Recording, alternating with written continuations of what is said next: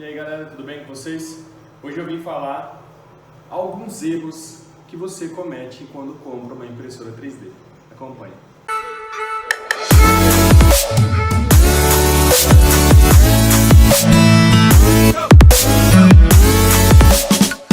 Alguns erros comuns que a gente faz, que eu já fiz e eu ainda continuo fazendo em algumas coisas, que são, primeiramente, vamos lá, nivelamento. Se você pega a impressora, algumas impressoras, ela já vem com um nivelamento automático. Então você não tem essa dor de cabeça de fazer a nivelação. Você tem, a única coisa é o quê? Pôr para imprimir, tchau, obrigado. Não é assim, algumas impressoras, nem todas vêm com nivelamento automático, algumas você tem que fazer um upgrade para poder ter essa melhoria, mas no caso daquelas que não tem nivelamento automático, você precisa fazer o quê? Você vai precisar pegar um papelzinho, uma folha, rosquear o parafusinho e ir lá com o papelzinho tentando até o biquinho ficar bem próximo da mesa. Então esse aí é um erro bem comum que ocasiona no quê? O problema de você não nivelar direito, ela vai ter uma má impressão, porque o filamento ele tem que passar esmagando a mesa, ele não pode nem sobrar e nem estar muito colado, porque senão ele entope o bico. Então tem que tomar cuidado com isso.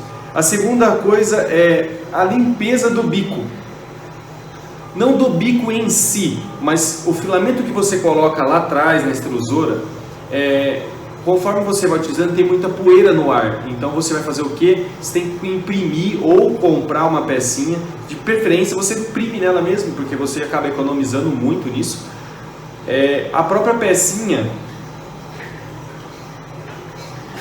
uma pecinha que ele tem uma espuminha e você acaba colocando uma gotinha de óleo de oliva só para esse filamento passar lubrificado e ele não juntar poeira nesse ponto aqui. Então ele vai ficar bem colado, o filamento passa por aqui e aí não tem esse problema de juntar poeira. Tracionar o filamento, se é um filamento ruim, a extrusora ela vai dar um problema. Então não queira ficar reutilizando o filamento.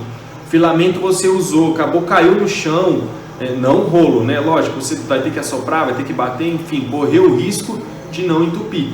Mas filamentos que você esmagou um pouquinho, você quer utilizar para não perder, não faz essa ideia não. Corta o filamento que você fez. Ah, você perdeu um tanto ali. Não importa se foi 5 centímetros, se foi 1 metro. Corta fora o filamento, porque esse pedacinho, se ele quebrar dentro, ele vai te atrapalhar e você vai ter que desmontar inteiro, então não é interessante, tá? Outra coisa é você ficar fuçando demais no fatiador. Se você ainda não tem ideia de como manipular o fatiador, dá uma pesquisada. Qual que é a altura de camada legal, até que ponto você consegue estar utilizando mais espesso, menos espesso, para poder não ter um problema na hora de imprimir, porque você vai imprimir muito sem qualidade, uma coisa horrível, então você vai pode acabar se frustrando, tá? Então, porque você nunca vai conseguir uma qualidade legal, então não é interessante você ficar fuçando se você não sabe, tá? Subextrusão. Subextrusão acontece, mas já é um nível um pouco mais avançado. Por quê? Porque você tem que saber quanto que de carga ele vai mandar e quanto de carga seu bico está mandando. Como que você vai saber disso? No fatiador, ele tem a opção de você ver se o seu bico, o bico da sua impressora aqui, ela é quanto? É 4 milímetros? Então você teria que estar mandando ali, para não ter sub, que é a falta de filamento, você tem que estar mandando no mínimo 4. Se ela é para mandar 4, você tem que mandar 4. Então não vai querer que um bico de 4 milímetros você só manda 2 milímetros, que vai faltar, vai ficar com subextrusão. Então, de preferência, eles falam para você pôr 10% do seu bico. Então, se o seu bico é 4 milímetros, coloque lá 4,10 milímetros, 4,12, 4,15 no máximo, para ela poder sempre estar cheia na hora que ela começa a esvaziar ou na hora que ela começa a imprimir. Tá? Então, isso pode acontecer muito, mas em casos muito extremos, isso, como eu disse, se você ficar fuçando demais e acabar não sabendo o que você está fazendo. Mesa muito longe, como foi dito, de nivelamento, só que pode estar acontecendo uma outra situação. A mesa está muito longe do nivelamento que você fez. E olha que você fez, ficou bonitinho, mas ela ainda não está no nível. qual é a segunda opção e qual é a segunda hipótese que pode estar acontecendo. Se é uma impressora que já vem montada, você tem que olhar as correinhas para ver se está tudo legal, se não pulou nenhum dente, se não quebrou nenhum dente, tá? Então isso é um dos fatores. Se é uma impressora que você montou, você comprou, que nem chinesinha, que você tem que montar, já vem pré-montada e você tem que montar o resto, talvez seja uns apertos, uns ajustes para que isso não aconteça, para que você não tenha nenhum tipo de problema na hora da impressão e você tenha uma boa qualidade. O que aconteceu comigo, que é comum acontecer com qualquer um que não tem noção nenhuma na hora de imprimir. As primeiras impressões que eu fiz foi o que? Não sabia nivelar, então veja bem o papelzinho para fazer o nivelamento. O material que eu estava usando, eu não sabia qual material que era, então você tem que saber a diferença de um PLA, saber a diferença de um ABS, para que na hora que você for imprimir, você saber qual a temperatura você vai estar usando. Pô, já sei que o PLA é a baixa temperatura, até uns 180 graus, varia de uma impressão na outra. Eu ainda não utilizei outras marcas de filamento para mim poder te falar com plena convicção de que ela roda tudo.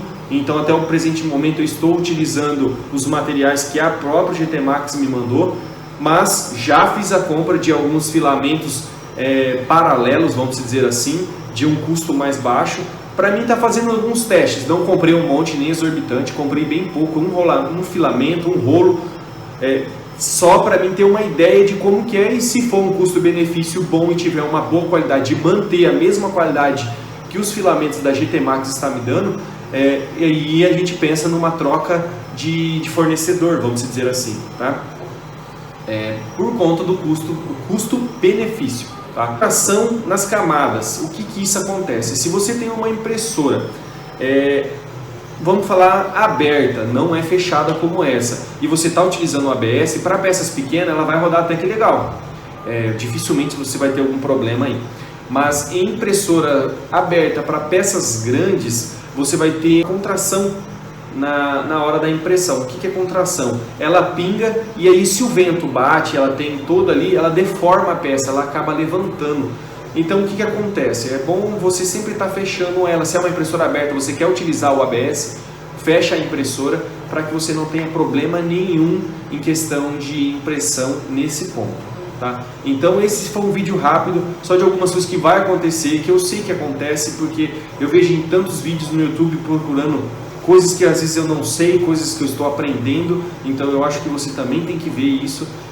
Você não vai saber 100% de tudo, ninguém sabe 100% de tudo, mas você pode estar acompanhando, sempre pesquisando, se inteirando daquilo que você pretende fazer. Então, gente, não se esqueça de se inscrever, não se esqueça de curtir para estar fortalecendo, isso me ajuda muito a trazer mais conteúdo para vocês, tá bom? É isso aí, muito obrigado.